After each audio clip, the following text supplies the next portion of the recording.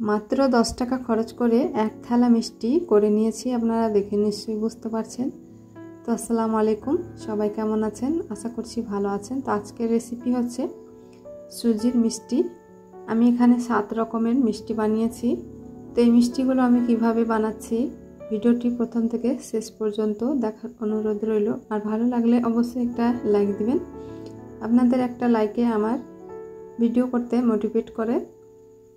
তো মিষ্টির জন্য আগে সিরাটা করে নিচ্ছি। তার জন্য এখানে 1 কাপ চিনি নিয়েছি আর দিয়ে দিলাম 1 কাপ জল, আর দিয়ে দিচ্ছি অল্প একটু এলাচের গুঁড়ো, দিয়ে নাড়াচাড়া করে বলক তুলে নিয়েছি। এই পর্যায়ে দিয়ে দিলাম একটু ফুড কালার। অনবরত নেড়ে যেতে হবে। তো চিনিটা গুলিয়ে আসলে একটু আঠালো হয়ে গেলে আমি এখানে দিয়ে দিচ্ছি আগে থেকে মিষ্টির শিরা। আমি আগে মিষ্টি বানিয়েছিলাম, সেই শিরাটা রয়ে গেছে, আমি দিয়ে দিলাম সেই শিরাটাকে ছেঁকে। এতে করে কোনো ক্ষতি হবে না, আমি ফ্রিজে রেখেছিলাম শিরাটা। এবার আমি অল্প একটু আর জাল করে নামিয়ে নেব। তো নামিয়ে আমি মিষ্টির শিরাটা সাইডে রেখে দিলাম। আবার একটা প্যান চাপিয়ে দিয়েছি। এবার দিয়ে দিলাম 4 চামচে 2 চামচের মতো ঘি, আর 1 কাপ দিয়ে দিচ্ছি 1.5 কাপ সুজি। সুজিটাকে অনবরত নেড়ে চেড়ে একটু হালকা করে ভেজে নেব। এই পর্যায়ে গ্যাসের ফ্লেমটা লো টু মিডিয়ামে আছে।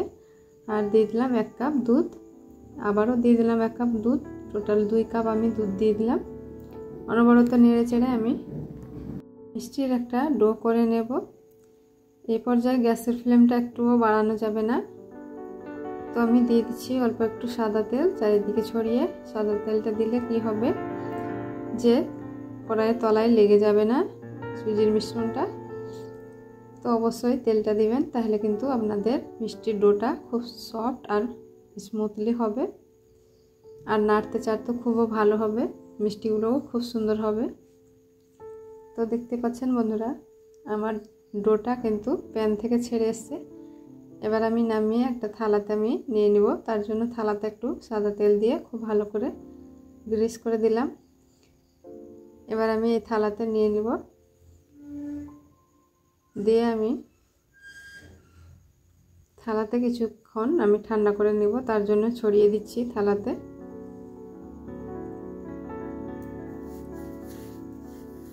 তো হালকা আমি গরম রেখে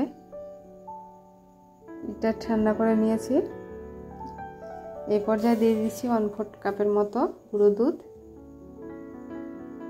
আর দিয়ে দিচ্ছি অল্প একটু সাদা তেল হাতে দিয়ে। এবার এভাবে চটকে চটকে মেখে নিতে হবে। অবশ্যই কাজটা করতে হবে, তাহলে কিন্তু মিষ্টিগুলো খুব চিকন আর সফট হবে। তো আপনারা দেখে নিশ্চয়ই বুঝতে পারলেন আমি কিভাবে এই মিষ্টির ডোটা মেখে নিয়েছি। তো মিষ্টির ডোটা আমার রেডি হয়ে গেছে। এবার আমি লম্বা রোল করে নিচ্ছি। ছোট ছোট লেচিগুলো কেটে নিচ্ছি মিষ্টির জন্য। সমান সমান করে লেচিগুলো কেটে নিচ্ছি। তো বন্ধুরা, সমান সমান করে আমি সবগুলো লেচি কেটে নিয়েছি।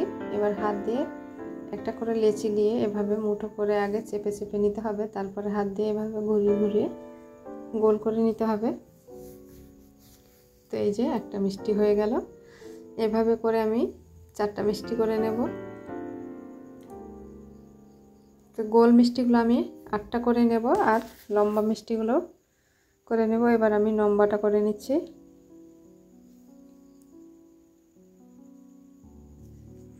তো চাইলে আপনারা এভাবেও মিষ্টিগুলো শেপ দিতে পারেন লম্বাটে। তো এটাতে মনে হচ্ছে বেশি ভেজাল হচ্ছে, তো আমি আর একটা পদ্ধতিতে আপনাদেরকে লম্বা মিষ্টি বানানো দেখাচ্ছি।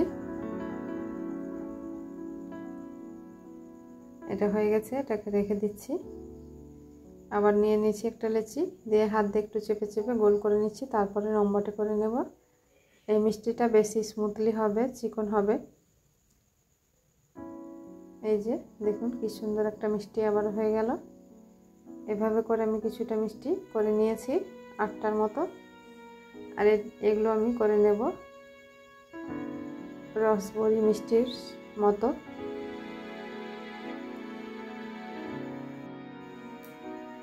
তো এভাবে করে গোল করে নিয়েছি প্রথমে, তারপরে একটু হাত দিয়ে চেপে প্রেস করে দেব। তারপরে কোনাগুলো একটু করে ফেটে যাচ্ছে, ওগুলোকে বরাবর করে নেব।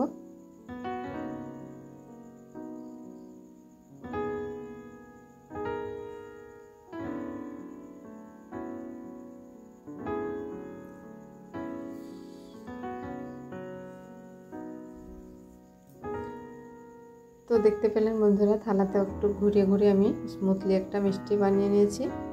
আবার একটা বানিয়ে নিয়েছি। এভাবে গোল করে তারপর হালকা করে প্রেস করে দিলে মিষ্টিটা ফেটে যাবে না।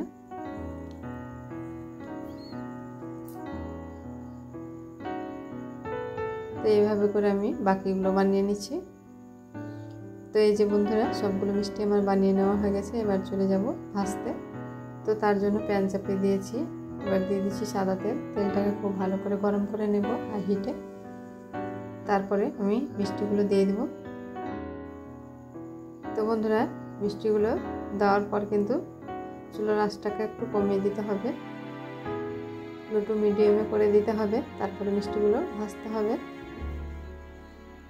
তো কিছুক্ষণ পরে এভাবে একটু করে ঝাঁকিয়ে দিচ্ছি। তারপরে উল্টে পাল্টে লাল লাল করে মিষ্টিগুলো ভেজে নেব।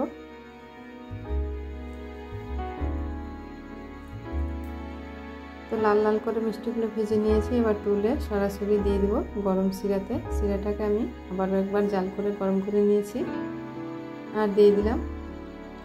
দিয়ে একটু চামচ দিয়ে নেড়ে দিচ্ছি। আবার মিষ্টিগুলো আমি ভেজে নেব, বাকি মিষ্টিগুলো একইভাবে।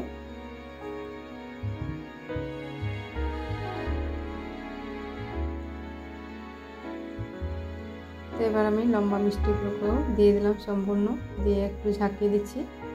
আর এভাবে করে একইভাবে সবগুলো মিষ্টি বানিয়ে শিরাতে দিয়ে দিয়েছি। এবার আমি এখানে প্যান চাপিয়ে দিয়েছি আর দিয়ে দিলাম 1 কাপ দুধ আর দিয়ে দিচ্ছি 1/4 কাপ গুঁড়ো দুধ। দিয়ে অনবরত নেড়ে চেড়ে একটা ক্ষীর বানিয়ে নেব। যেহেতু আমি ক্ষীর মিষ্টিও বানাবো, চমচমও বানাবো, তার জন্য অনবরত নেড়ে চেড়ে ক্ষীরটাকে জাল করে নিয়েছি। আর এই যে দেখুন, এবার আমি চুলোটাকে অফ করে দেব।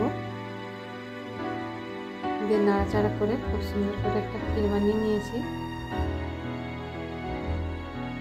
এবার আমি এখান থেকে মিষ্টিগুলো রস থেকে তুলে নেব। তুলে আমি একটা ট্রেনারে নিয়ে নেব, যেন এক্সট্রা রসটা ঝরে পড়ে যায়।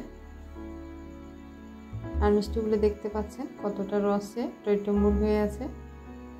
যেহেতু আমি আজকের মিষ্টিটা সুজি দিয়ে করেছি, তো সুজিটা আমার মোটা ছিল, তার জন্য মিষ্টিগুলো খুব একটা ভালো হলো না। আপনাদের কাছে যদি মিহি সুজি থাকে, মিহি সুজি দিয়ে করবেন, তাহলে কিন্তু আরও সুন্দর হবে মিষ্টিগুলো। তো আমি কিছুটা পরিমাণ ক্ষীর নিয়ে নিয়েছি, দিয়ে হাত দিয়ে এভাবে একটা রুটির মতো করে নিয়েছি। আর মিষ্টিটা কতটা নরম সফট হয়েছে আপনারা দেখে নিশ্চয়ই বুঝতে পারলেন। এবার খুব হালকা হাতে আস্তে করে এভাবে করে কভার করে নিতে হবে মোমোর সাথে। আবারও উপরখানিতে একটা আমি এভাবে করে আবারও জড়িয়ে নিচ্ছি। এটা যেহেতু সুজির মিষ্টি, তো ভিতরে বেশি চাপ দিয়ে ঘোরালে কিন্তু ফেটে যাবে, তাই আমি বেশি চাপ দিয়ে অত গোল করতে যাব না, এভাবে করে আমি রেখে দেব।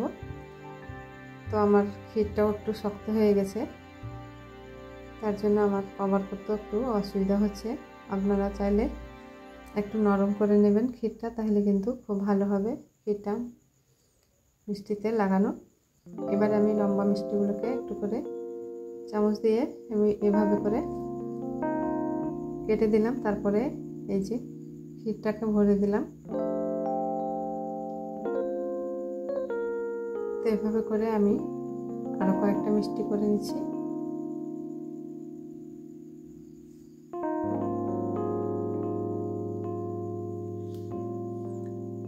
একইভাবে আবার একটা মিষ্টি বানিয়ে নিলাম।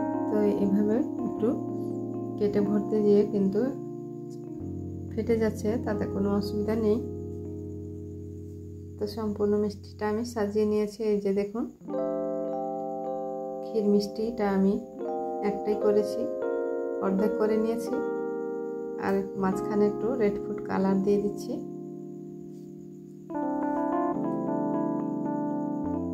এবার আমি এই দুটো মিষ্টিকে মাওয়াতে গড়িয়ে নেব। যেহেতু আমার ক্ষীরটা খুবই হার্ড হয়ে গেছে তাই মাও হয়ে গেছে, তো মাওয়াতে আমি দুটো মিষ্টি গড়িয়ে নিলাম আর এদিকে লম্বাগুলো দুটো গড়িয়ে নিলাম। তো এবার দেখুন কি সুন্দর লাগছে মিষ্টিগুলো।